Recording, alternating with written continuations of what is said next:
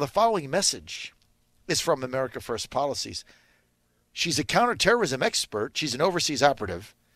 She's been bestowed the highest honors for her service to the American people. That's our Deputy CIA Director, Gina Haspel. Now she's under consideration to be the first female director of the CIA ever.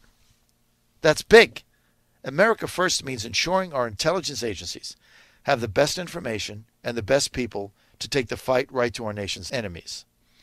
As CIA Director, Gina Haspel will work to combat radical Islamic terrorism while expanding American power across the globe.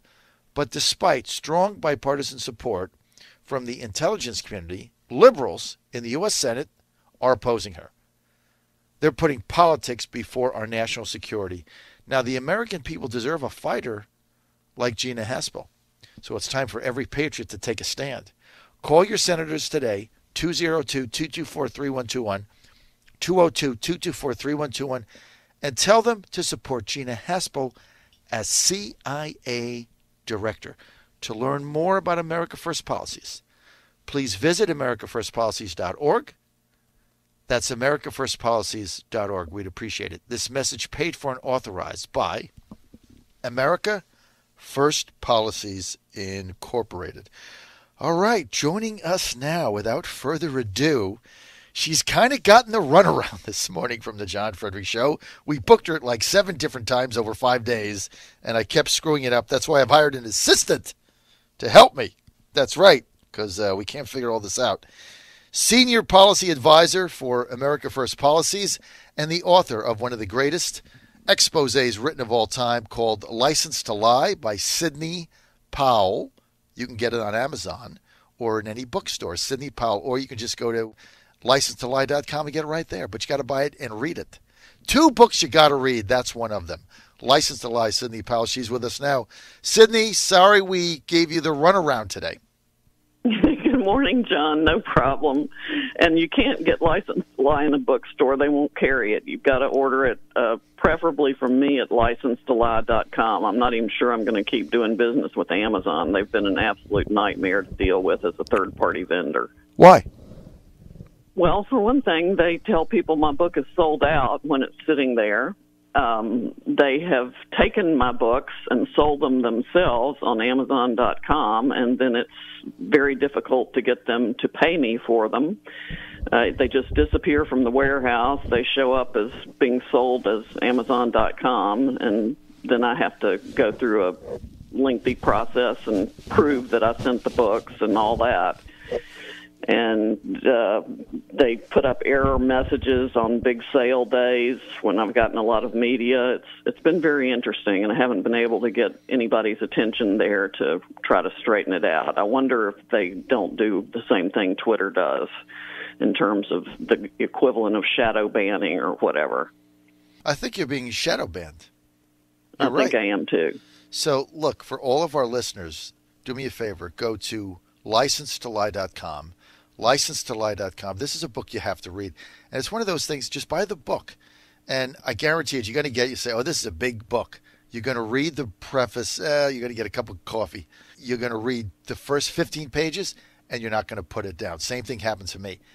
First 15 pages, I was like, oh, my God. And I could not put the thing down. And I was reading it everywhere, on the train, on the metro, at a coffee shop. I just pull it out of my bag and read it.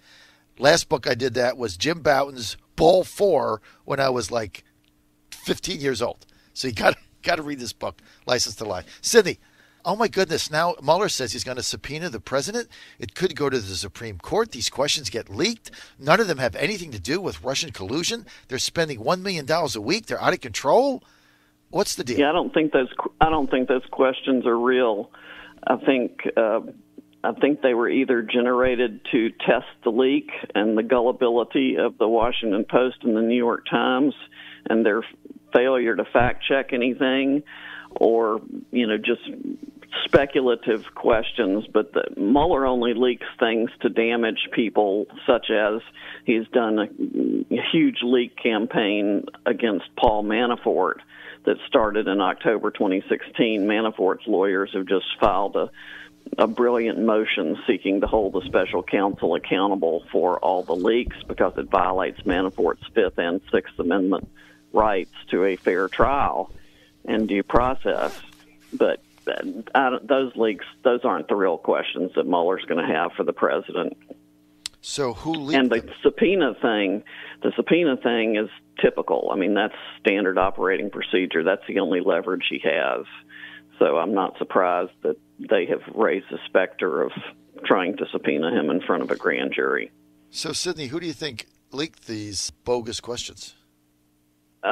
Somebody on the Trump team. I mean, it may have been something that somebody put together just to, to have the president think about them, or, speculating that might be some of the things that Mueller would ask. But I don't think they came from Mueller's task force. So you don't think they came from Mueller because why? Well, for one thing, they're stupid questions that he would never answer. That's a good answer. You look at them and, you get certainly, they've gotten people riled up because you look at them and then they are stupid. Oh, yeah. So, it's given people stuff to talk about for about 36 hours now. Because they're ridiculous and they have nothing to do with the original objective of this thing. I'm going to ask you the question I've asked everybody for a week. Do you mind? I'm going to see if I can get the same answer or a different answer. So One of the questions is, why did you fire James Comey? So the answer is, well, Rod Rosenstein, my deputy attorney general, sent me a very harshly, very insipid letter recommending that I fire FBI Director James Comey and citing all the reasons. And that was his recommendation as a person in charge of the FBI as the deputy attorney general. So I took his advice and I fired him. Then Rosenstein turned around and launched a special counsel. I mean, why isn't the president's answer to Jim Comey, well, I did what my deputy attorney general recommended? Why isn't that ever the answer? I don't know. It should be the answer. It is the answer. Everybody in the country wanted Comey fired. The Clinton people were mad at him. The Trump people were mad at him. Everybody was mad at him. He did a horrible job in the Clinton email investigation, and I think it's all going to come to the forefront when Inspector General Michael Horowitz issues his big report. He's investigating the FISA abuses by the FBI, which I think are going to go back as far as 2015, maybe before that. But definitely to 2015. And the FBI was giving private contractors, probably CrowdStrike and Fusion GPS, both Hillary Clinton affiliates, raw access to raw FISA data, which is against the law, and unsupervised access to that data. We have a FISA court decision that already makes that much clear. It doesn't say Fusion GPS and CrowdStrike. Those are blacked out and redacted. But those are two of the possibilities.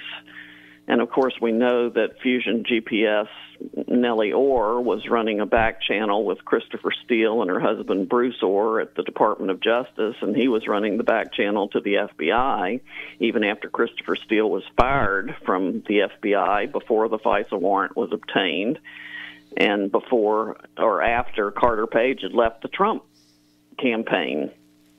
So the whole thing was so obviously ginned up out of nothing that the entire Mueller investigation should be dismissed for egregious government misconduct. And I hope we're going to find a judge one of these days that does that. Well, that would be a great thing for honesty and integrity back in our justice system in this country, because really looking at this, Sidney, it's very disturbing to me, the power that this special prosecutor has and where this thing is headed. And it just, to many people now, it's, the president calls it a witch hunt. I look at this as an effort to drive a president from office because they don't like him. Exactly. I mean, that's all this is. Forget witch hunt. People don't even know what that means. I mean, this is an effort by bureaucrats to overturn an election because they don't like the outcome. I think it's even more than that, John. I mean, it started with trying to protect Hillary Clinton and Barack Obama, because if you'll go back to an article I published in the New York Observer 2 years ago, we'll first look at the countless crimes of Hillary Clinton, and then look at the following article on impeaching James Comey and Loretta Lynch for whitewashing Clinton's crimes. Obama was emailing Hillary on that secret server. He had to have approved her operating off the grid on the insecure server. So he was guilty of the same crimes she was. And they had to protect both of the precious folks. You know, this is all going to come out, and you've been the one that has been on the forefront of highlighting the FISA abuse for this eavesdropping campaign in the middle of a presidential campaign at Trump Tower, and who signed it, and how did it get up to Rothstein, and why did he sign it, what evidence did they have, and did they lie to the judge, or did they mislead the judge, the FISA judge? All of this, hopefully, in the Inspector General's report will come out. Sidney, here's my big question. Rudy Giuliani now heading up the president's legal counsel. Will it make a difference? What will he do? Well, I think he will be very effective in discussing things with Mr. Mueller and a more aggressive defense than we've seen previously, if necessary. He's got the political skills and the legal skills and experience, so I think he was a perfect choice for that task. It will be interesting to see how it evolves. All right. Sidney Powell, always an honor to have you on. And thanks for being with us. And great insight. Big story here, Sidney Powell conjecturing that the questions Mueller is going to ask the president are bogus. They didn't come from Mueller. She thinks they came from the Trump team, the Trump legal team, and got leaked to see what the Washington Post and New York Times would actually publish without any sourced information. There's a lot of things going on here. Sidney, and they may also have been released to see who leaked them. A brilliant analysis, once again, by Sidney Powell. That's why you got to go to license2lie.com and buy her book.